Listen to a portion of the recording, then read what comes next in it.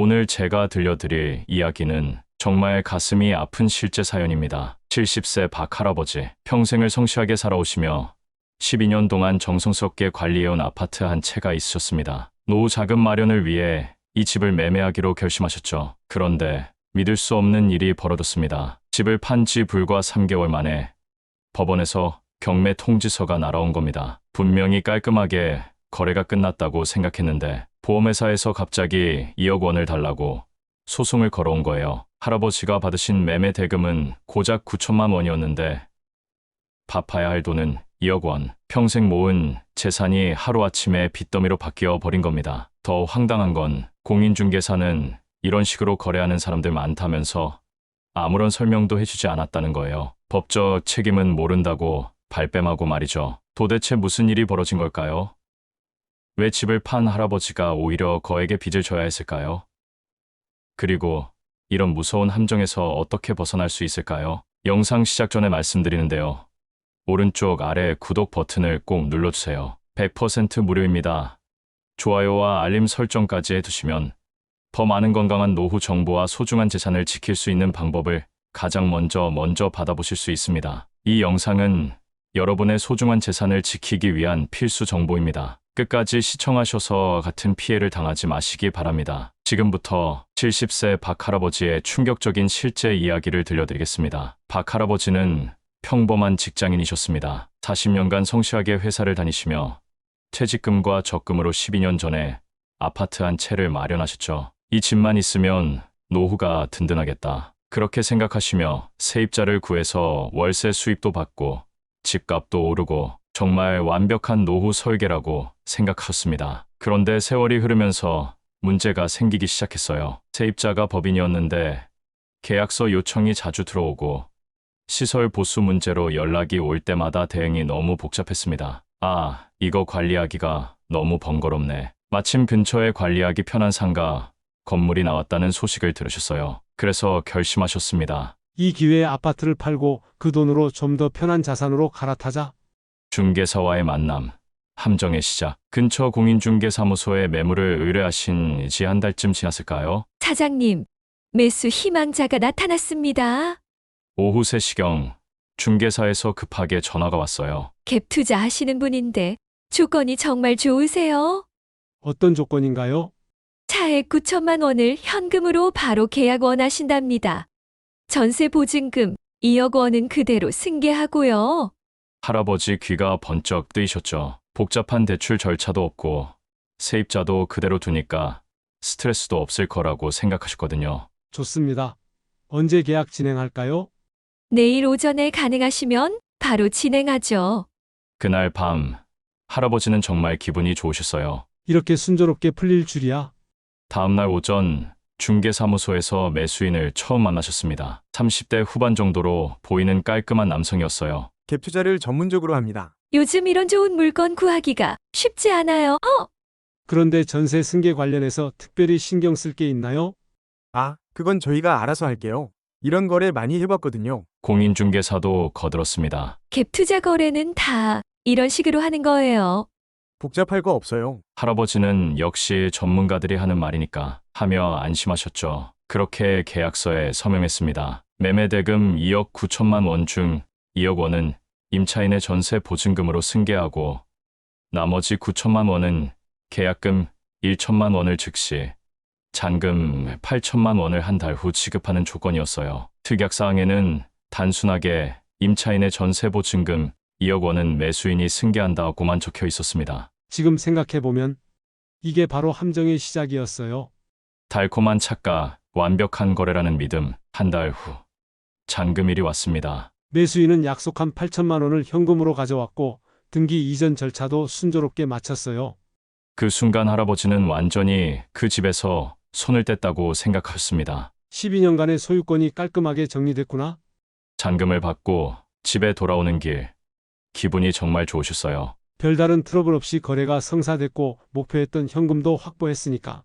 그날 저녁 가족들과 외식을 하셨습니다. 할아버지, 무슨 좋은 일 있어요? 집 하나 정리했는데 생각보다 잘 됐어. 할머니도 웃으며 말씀하셨죠. 고생하셨어요.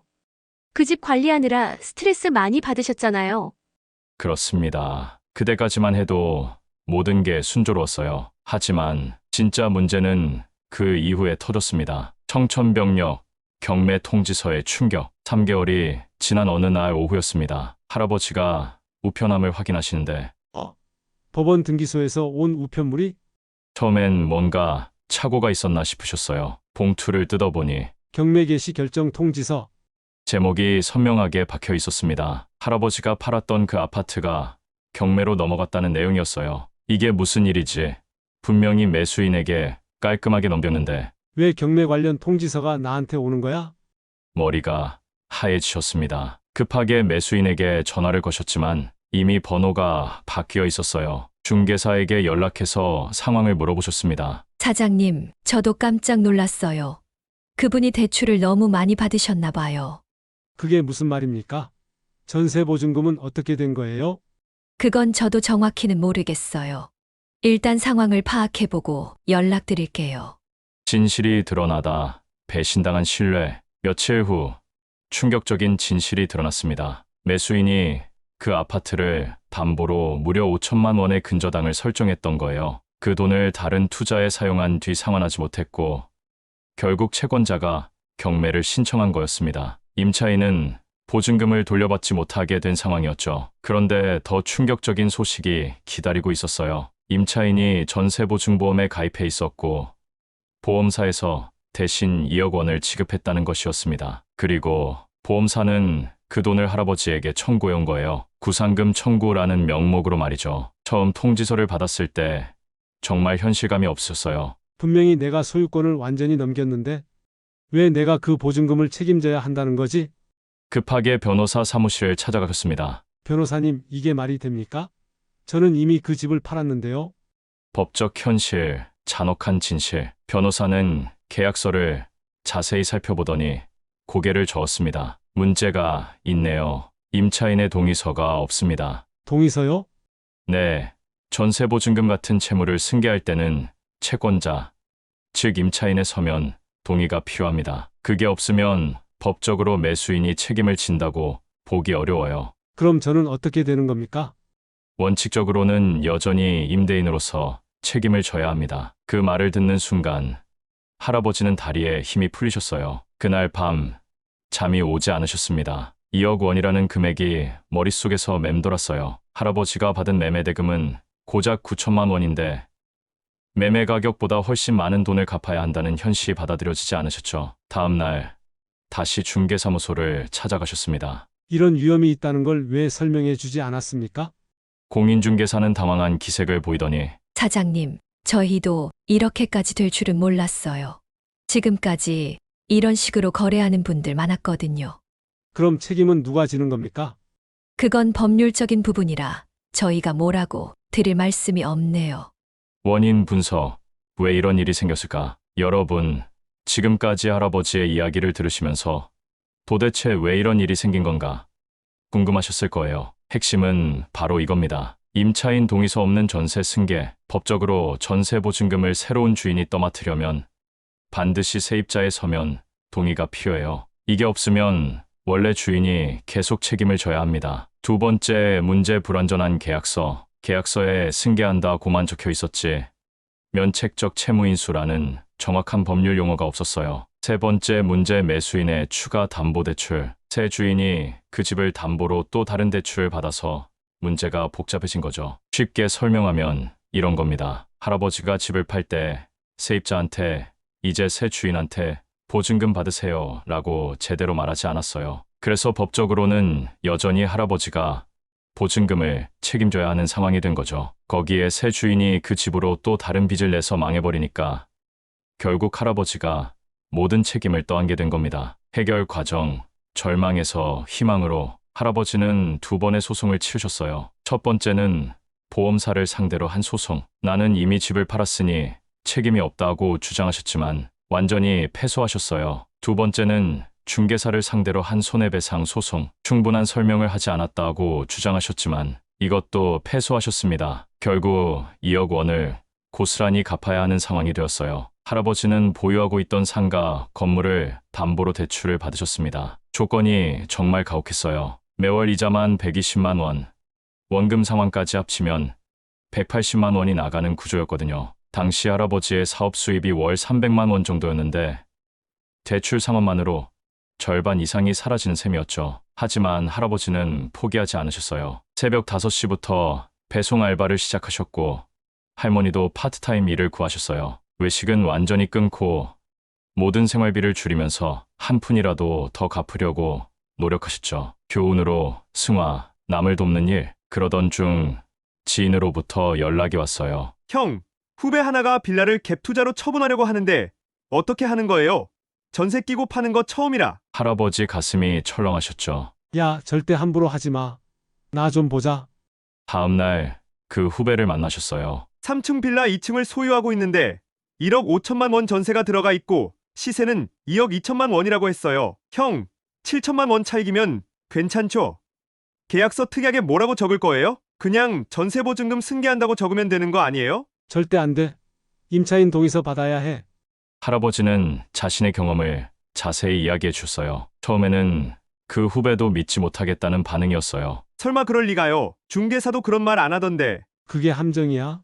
중개사는 책임 안 져. 올바른 해결 방법, 이렇게 하세요. 자, 그럼 이제 올바른 방법을 알려드릴게요. 전세 끼고 집을 팔 때 반드시 해야 할 5가지. 1. 임차인과 직접 만나세요. 세입자를 직접 만나서 집을 팔 예정이니 새 주인이 보증금을 책임진다는 것에 동의하는지 확인하세요. 이 서면 동의서를 받으세요. 말로만 하면 안 돼요. 반드시 서면으로 전세 보증금 승계에 동의한다는 서류를 받으세요. 3. 계약서 특약에 정확히 적으세요. 단순히 승계한다가 아니라 임차인의 서면, 동의에 의한 면책적 채무인수라고 정확히 적어야 해요. 4. 중개사 말만 믿지 마세요. 다들 이렇게 해요라는 말은 위험해요. 법적 책임은 계약 당사자가 져야 합니다. 5. 전문가 상담을 받으세요. 계약 전에 변호사나 법무사에게 상담을 받아보세요. 비용이 좀 들어도 나중에 큰 손해보는 것보다 훨씬 낫습니다. 특히 이 점은 꼭 기억하세요. 전세보증보험은 임차인을 보호하는 제도예요. 집주인을 보호해주지 않습니다. 현재 상황과 깨달음, 할아버지는 지금도 매달 180만 원씩 대출을 상환하고 계세요. 2년이 지난 지금 대출 원금은 1억 7천만 원 정도 남았습니다. 아직 갈 길이 멀지만 처음보다는 훨씬 마음이 편해지셨어요. 왜냐하면 할아버지의 경험이 다른 분들에게 도움이 되고 있다는 확신이 생겼거든요. 최근에는 부동산 관련 강의 요청도 들어오고 있어요. 전세 끼고 팔 때 주의사항이라는 주제로 부동산 업계 종사자들을 대상으로 교육을 하고 계세요. 아이러니하게도 할아버지의 실패 경험이 이제는 전문성으로 인정받고 있는 계약서 한 장이 인생을 바꿀 수 있습니다. 절대 대충하지 마세요. 중개사의 말만 믿지 마세요. 법적 책임은 계약 당사자가 지는 겁니다. 임차인 동의는 선택이 아니라 필수입니다. 할아버지는 이렇게 말씀하세요. 돈은 다시 벌 수 있어요. 하지만 이 경험을 통해 제가 얻은 지식과 다른 사람들을 도울 수 있는 기회. 그건 2억 원보다 더 값진 것 같아요. 마무리 여러분에게 드리는 특별한 혜택. 여러분, 오늘 이 영상을 끝까지 시청해 주신 분들에게 특별한 혜택을 드리려고 해요. 첫 번째 혜택 무료 체크리스트. 영상 설명란에 전세 끼고 집 팔 때 필수 체크리스트를 무료로 다운받을 수 있는 링크를 올려놨어요. 인쇄해서 계약할 때 꼭 확인해보세요. 두 번째 혜택 실제 동의서 양식. 법무사가 검토한 정시 임차인 동의서 양식을 무료로 제공해드려요. 이것만 있어도 큰 사고를 예방할 수 있어요. 마지막으로 여러분께 꼭 드리고 싶은 말씀이 있어요. 부동산 거래는 절대 쉽게 생각하지 마세요. 특히 전세가 끼어 있는 매매라면 더욱 신중하셔야 해요. 중개사의 괜찮다는 말보다는 계약서와 법률을 직접 확인하세요. 그리고 무엇보다 혹시 지금 저희 할아버지와 비슷한 상황에 놓여 계신 분이 있다면 이것만은 기억해 주세요. 절망하지 마세요. 길은 반드시 있습니다. 시간이 걸리더라도 차근차근 해결해 나갈 수 있어요. 그리고 여러분의 경험도 언젠가는 누군가에게 소중한 교훈이 될 수 있을 거예요. 할아버지의 2억 원짜리 실수가 그랬던 것처럼 말이에요. 오늘도 끝까지 시청해 주셔서 감사합니다. 구독과 좋아요, 알림 설정으로 더 많은 유익한 정보를 받아보세요. 여러분의 소중한 재산을 지키는데 도움이 되는 채널이 되겠습니다. 다음 영상에서 또 만나요.